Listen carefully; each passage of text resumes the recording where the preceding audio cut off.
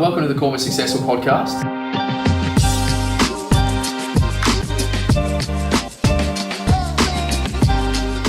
Kobe Rae, welcome to Call Me Successful. Thank you, mate. Pleasure to be on. Avid listener, so yeah, very excited. You messaged me, you said you're an avid listener. I was like, I've got to get the bloke on there. And you're winning awards already. Yeah, getting there. How's business? Yeah, it's good. Business is good.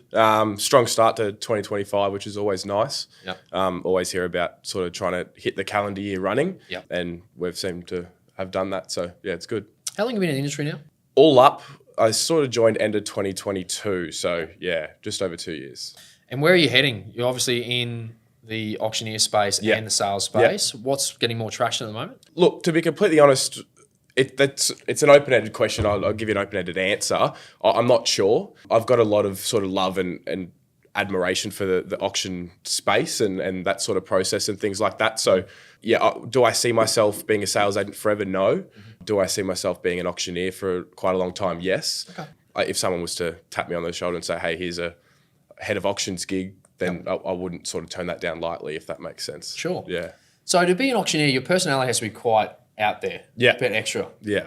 What were you like growing up? Were you that guy or? I sort of had to be that guy, to be completely honest. So I grew up as a RAAF kid. So dad was in the Air Force and moved around a lot as a kid. So I sort of had no choice but to make new friends and be that personable sort of person. Yeah. So yeah, I mean, I remember starting grade 7 in the Northern Territory, place I'd never been before, at a high school that I didn't know anyone from. Yeah. So I sort of had to sort of adapt and overcome that. But yeah, that's something that sort of helped me tenfold for sure. Sure. So have you done a bit of public speaking? I was a house captain at school, Yep. Spoke at assemblies and things like that. Sure. Not too much public speaking, no. Yeah.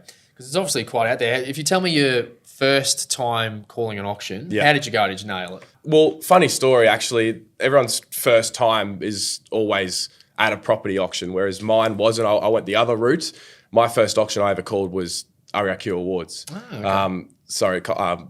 The competition there. So that was the first ever auction I ever called. Yep. I sort of felt in my heart and my head was if I could nail it at the competition, I'm going to be ready to go when I'm under pressure at a real property auction.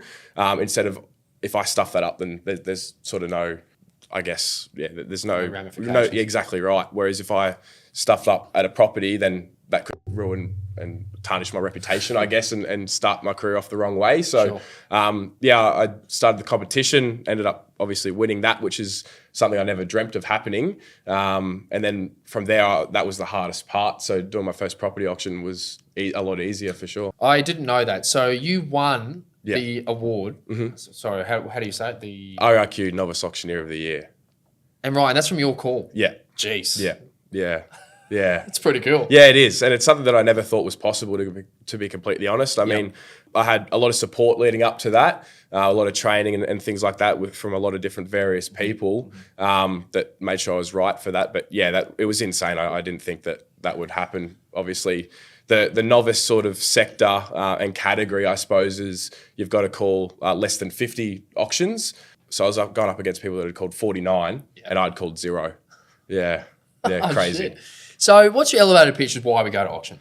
Look, it's just so transparent. I see buyers all the time that are scared or the broker said we don't go there. And my question is always why? Like what's scary about it? As long as you've got a budget in your head and you stick to it, you can actually buy property for a lot cheaper than what you think.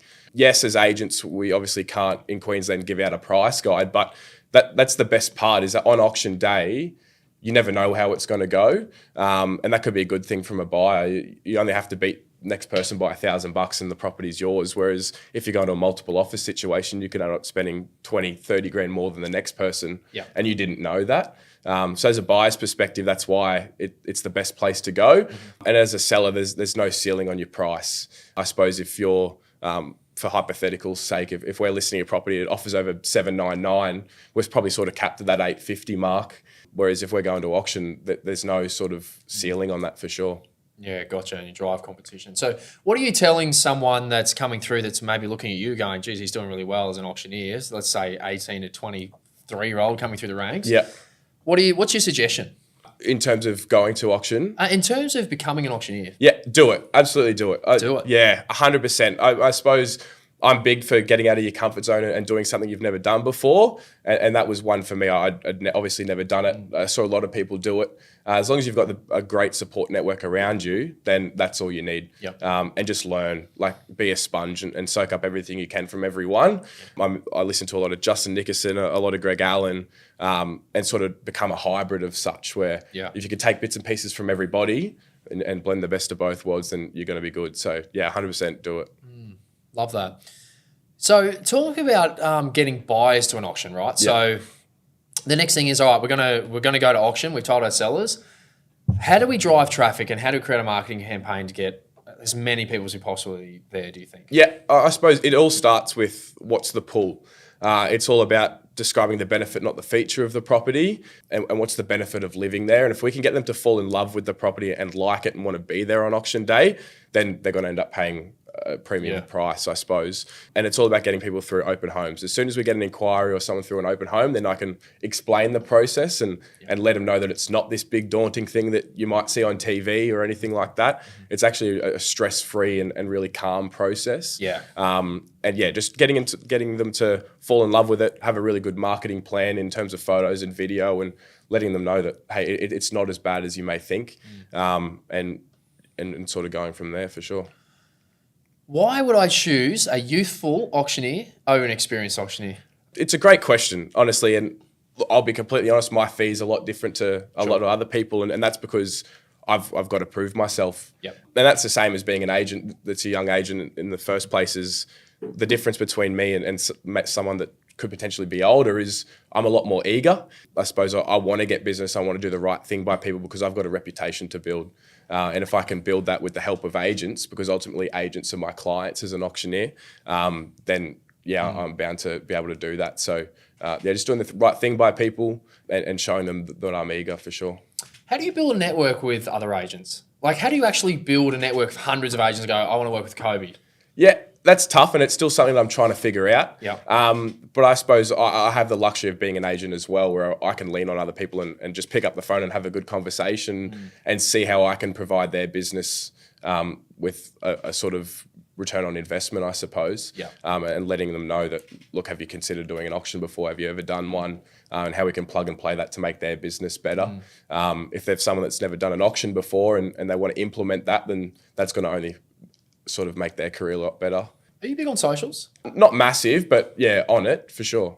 It's one thing I always trying to find solutions for people, how they get themselves out there more. And I feel like in your position, if you're looking to network with agents, this could be something maybe that's like, could get you in front of a few people that go, fuck, oh, wow, great call. For sure. He's got really good results. He's getting them sold. And then you've kind of opens you up to a group of people that probably didn't even know who you were to start with. Yeah, absolutely. I'm not sure if anyone knows, but Josh Teslin from the Ray Wright group in Sydney, he pumps out videos every single weekend. He's doing about 13 auctions himself on a Saturday. As an agent, sells about 350 properties a year. And he always pumps that out on auction day. And that's to promote him. But if I had turned that around and started promoting myself, from that sort of aspect, then for sure.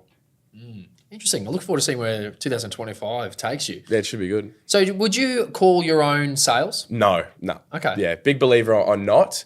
The only reason being is I feel as though that third-party negotiator holds a lot of weight. Sure. And if I've sort of am selling a property and have been speaking to an owner for 3.5 weeks on price and they're a little bit unaligned and I'm the auctioneer on that Saturday and we pause and I come and tell them the same thing I've been telling them for 3.5 weeks, and they're probably not going to listen to me as much as someone else that they've spoken to a handful of times with the same opinion. I definitely believe that third-party negotiator holds a lot of weight. When do we get an auctioneer? Is it every time in your opinion? Is it sometimes it's not applicable?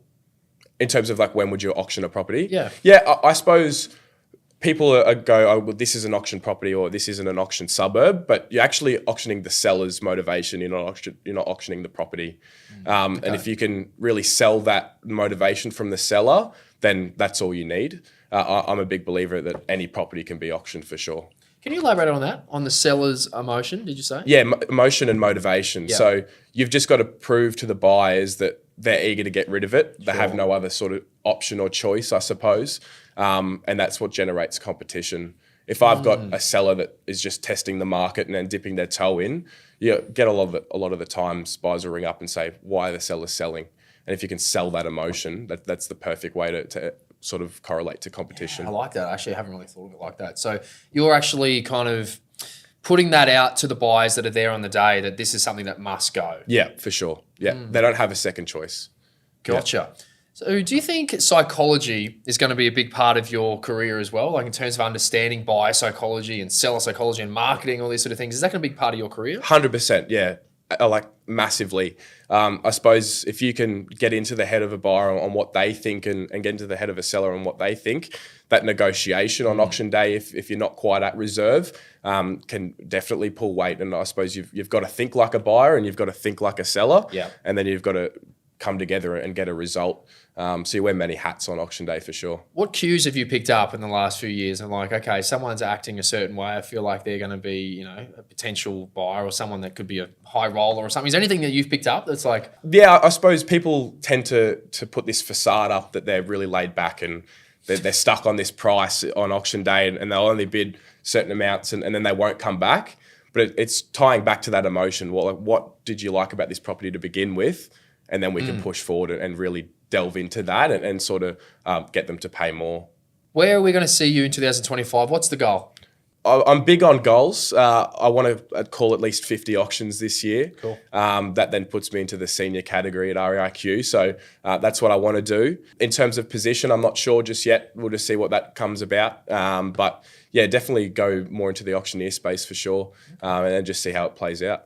Kobe, mate, I really look forward to seeing how you go this year. I think it's going to be a big one for you. I'll watch you on socials. Sounds good. Thank you, mate. And yeah, good luck. Let's do it. Thanks Appreciate for coming on the podcast. Thanks for having me, mate. Appreciate it. Cheers. You can find us on Apple Podcasts, Spotify, and YouTube.